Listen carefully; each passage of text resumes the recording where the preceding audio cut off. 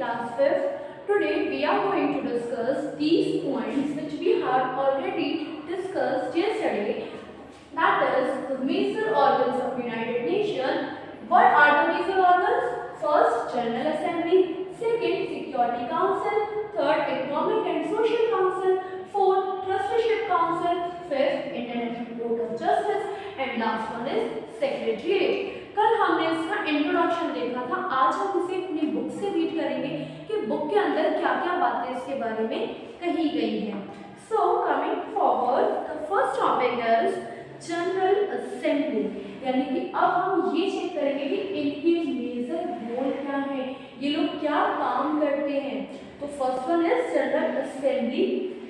It is the main policy making organ of UN. यानी कि general assembly क्या कर रहा है, कोई भी पॉलिसी हमें बनानी है तो वो कौन बनाएगा, जनरल असेंबली बनाएगी. विच comprises all the representative from all member states. यानी कि जितने भी इसके मेंबर स्टेट्स हैं वो सब अपने अपने रिप्रेजेंटेटिव भेजते हैं. यानी कि हर स्टेट से एक एक पर्सन आता है जो कि वहाँ पर मीटिंग में बैठता है और जितने भी पॉलिसीज वहाँ पर बनानी होती हैं उनमें वो सारी कंट्रीज, वो सारे स्टेट्स के मेंबर इंक्लूड होते हैं. It discusses and provides recommendation on matter of international concern. यानी कि जो भी हमारे ऐसे इंटरनेशनल कंसर्न के मैटर्स होते हैं हम सब उस पर बैठते हैं, डिस्कस करते हैं एंड देन उस चीज़ पे कोई डिसीजन लेते हैं. The General Assembly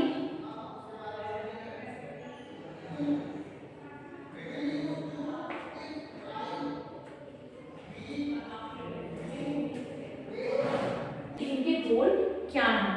so first is general assembly.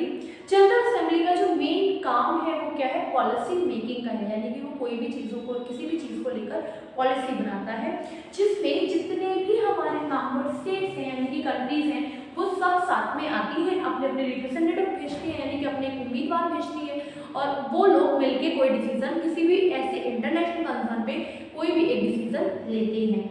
General assembly has equal representation of all member state. यानी कि जितने भी मेंबर स्टेट हैं सबसे इक्वल रिप्रेजेंटेटिव वहां पर होते हैं. The first session of General Assembly was held on 10 January 1946 in London. यानी कि हमारा जो पहला सेशन यानी कि पहली जो मीटिंग की गई थी वो कब की गई थी, 10 जनवरी 1946 में. बना कब था, 1945 में. The Assembly convenes annually and session run from mid-September to mid-December.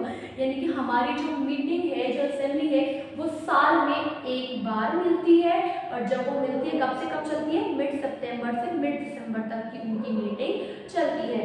If there is an emergency situation यानी कि अगर कोई इमरजेंसी सिचुएशन पड़ जाती है तो ऐसे में एक स्पेशल मीटिंग वहाँ पर बुलाई जा सकती है. The General Assembly takes decision by casting votes. यानी कि अब जो भी डिसीजन होते हैं वहाँ पर वोट्स दिए जाते हैं यानी कि सारे मेंबर से पूछा जाता है. जैसे कि आपकी क्लास में क्या होता है, अगर हम मॉनिटर बनाना होता है किसी को तो हम क्या बोलते हैं कि दो लोग हैं, अब आप बताओ इन दोनों में से आपको किसे मॉनिटर बनाना है, जिसके सबसे ज़्यादा वोट होते हैं हम उनको चूज करते हैं. तो सिंपली उसी तरह से जनरल असेंबली में जो भी डिसीजन लिया जाता है या तो कोई हाँ में होगा या तो कोई ना में होगा. तो हाँ वाले वोट करेंगे, ना वाले वोट करेंगे और जिसकी मेजॉरिटी होगी, जो सबसे ज़्यादा अमाउंट में वोट होगा जिसका, वो वाली पार्टी हमारी यानी कि वो वाला डिसीजन लिया जाएगा. So each member state with the big और small has only one vote. यानी कि हर किसी के पास कितना वोट है, सिर्फ एक वोट. हर कोई सिर्फ एक ही वोट दे सकता है. और general assembly elects it's president every year. और हर साल उसके प्रेसिडेंट को चूज किया जाता है. General assembly discusses and recommend on all matter with in the scope of UN charter. यानी कि यूएन चार्टर में जितने भी चीज़ें आती हैं यानी कि ऐसी डॉक्यूमेंट है जो कि कॉन्स्टिट्यूशन है, जैसे हमारे इंडिया का कॉन्स्टिट्यूशन है वैसे उस ऑर्गेनाइजेशन का एक कॉन्स्टिट्यूशन है जिसे हम चार्टर कहते हैं. तो उस चार्टर में जितनी भी चीज़ें आती हैं वो उसके अकॉर्डिंगली वर्क करता है. It makes a budget of UN. यानी कि वो यूएन के लिए बजट बनाता है कि यूएन किस तरह से काम करेगा, कितने कितने बजट पैसे कहाँ लगाने हैं, कहाँ से पैसे आने हैं, वो सारा उसका बजट वो बनाता है. Review reports of the other UN organs. यानी कि जो ऑर्गन्स, अलग अलग ऑर्गन्स हैं, अभी हम आगे पढ़ेंगे इसके बारे में.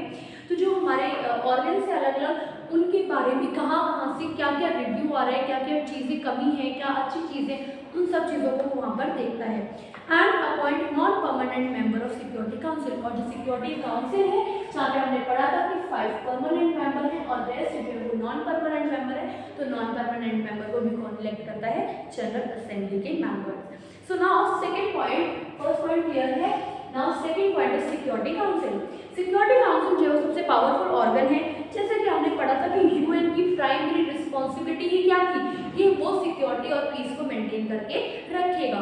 अब जब वो पीस को और सिक्योरिटी को मेंटेन करके रखेगा तो जरूरत है कि एक ऐसी ऑर्गेनाइजेशन बनाई जाए, एक ऐसा ऑर्गन बनाया जाए जो पर्टिकुलर उसी चीज पे काम करेगा। So it consists of 5 permanent member and 10 non-permanent member, यानी कि इसमें 5 परमानेंट है और 10 non-permanent है। टोटल नंबर कितने हो गए? That is 15। यानी कि सिक्योरिटी काउंसिल के मेंबर कितने होते हैं? 15 होते हैं, 5 permanent and 10 non-permanent। The permanent member of permanent member of United Nations is America, Russia, France, UK and China. हमने ये कल भी पॉइंट डिस्कस किया था कि ये 5 मेंबर ऐसे होते हैं जो परमानेंट मेंबर है, बाकी के जो 10 मेंबर्स होते हैं वो हर साल चेंज हो जाते हैं। So the non-permanent member are elected every 2 years by General Assembly from among its member, यानी कि जो भी 10 मेंबर है जो non-permanent member है ये हर 2 साल में चेंज हो जाएंगे। The 5 permanent member have veto power, और जो 5 परमानेंट मेंबर होते हैं इनके पास एक स्पेशल पावर होती है जिसे हम वीटो पावर कहते हैं। अब वीटो पावर से क्या होता है कि मान लो कि कोई डिसीजन है, वीटो पावर की पावर ज्यादा होती है as compare to normal power. So the first session of the security council was condensed in 1946, और इसका भी पहला सेशन कब हुआ था? 1946 में। Wherever there is a conflict and dispute in the world, the Security Council tries to resolve it।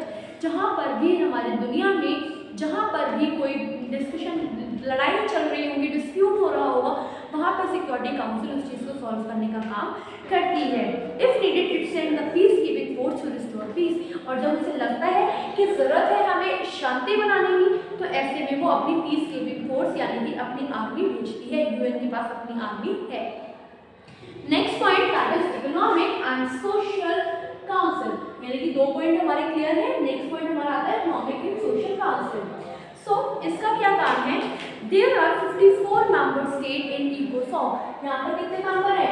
54। यहाँ पे तो जितने मेंबर सब है यहाँ पे 50 member and there it is 54 member. So यहाँ पे 54 मेंबर होते हैं। इसका काम क्या होता है कि economically, socially, cultural, humanitarian work को देखना, यानी कि यूएन के जो भी इकोनॉमिक वर्क है, सोशल वर्क है, कल्चर से जुड़े वर्क है, ह्यूमैनिटेरियन से जुड़े वर्क है, इन सब चीज़ों को देखना।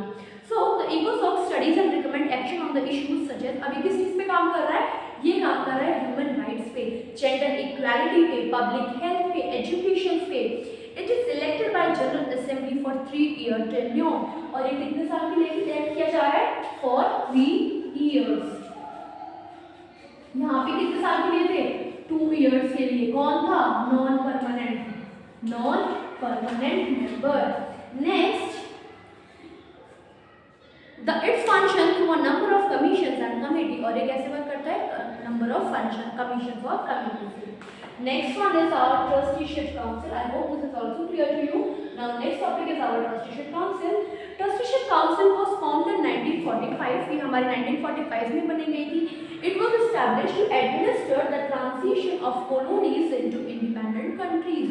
जैसा कि हमने कल पढ़ा था कि कॉलोनीज यानी कि जो गुलाम थी उन कंट्री को आज़ाद करना, एक आज़ाद कंट्री में चेंज करना, यह हमारे ट्रस्टीशिप काउंसिल का वर्क था। The trusteeship council suspended on it's work on 1 November 1994, यानी कि इसकी जो काम का तरीका था, जो काम था वो 1 November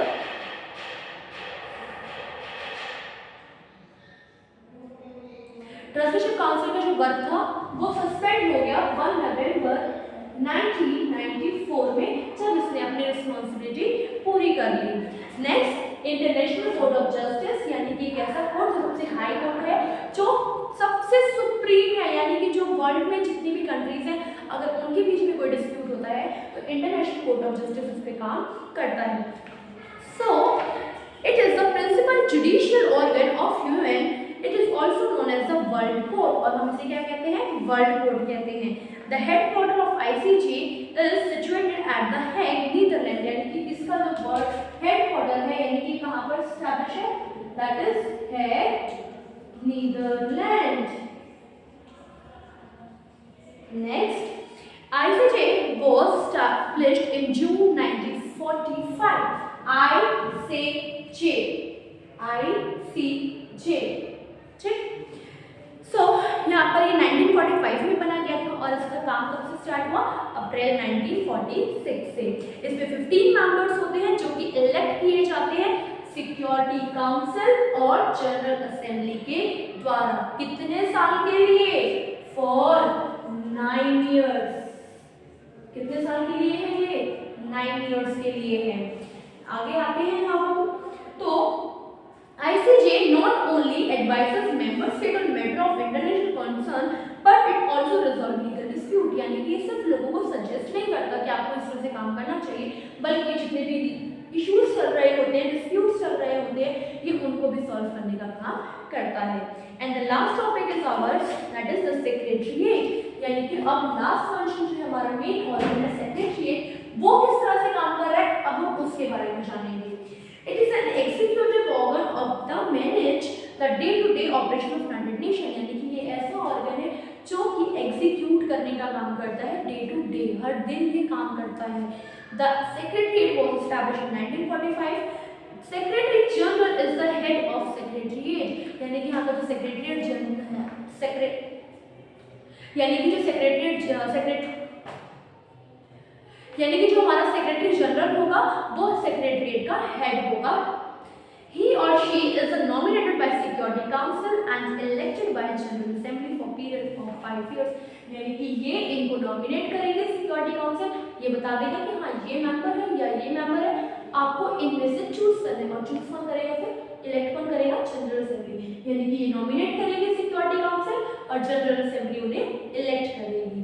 सो इनका टाइम पीरियड कितने के लिए होता है? Same 5 years. कितना टाइम का है ये? 5 years. The Secretary General plays an important role in planning the UN agenda on international security affairs, यानी कि जो भी हमारा इंटरनेशनल सिक्योरिटी अफेयर्स है उन सब पे प्लान करने का काम किसका है? हमारा सेक्रेटरीट का है। सो अब हम यहाँ पर देखते हैं the secretaries general of United nation, यानी कि यूनाइटेड नेशन के कौन कौन से सेक्रेटरी जनरल कब कब आए थे और कितने कितने साल तक थे। पर हम देखेंगे पहला सेक्रेटरी जनरल है हमारे टर्क लाए जो कि नॉर्वे से थे और जो 1946 से 52 तक में थे। सेकेंड थे डैग हैमरस्कोल्ड्सोल्ड स्वीडन के 1953 से 61 तक। यू थांट जो कि म्यांमार से थे 1961 से 71 तक। कर्च बल्जेयम जो कि ऑस्ट्रिया के थे जो कि 1972 से 81 तक थे। जेवियर परेज दी क्लियर जो कि पेरू के थे 1982 से 1991 तक। बुटोरस घाली इजिप्ट के 1992 से 1996 तक। कोफी ए अन्नन घाना के 1997 से 2006।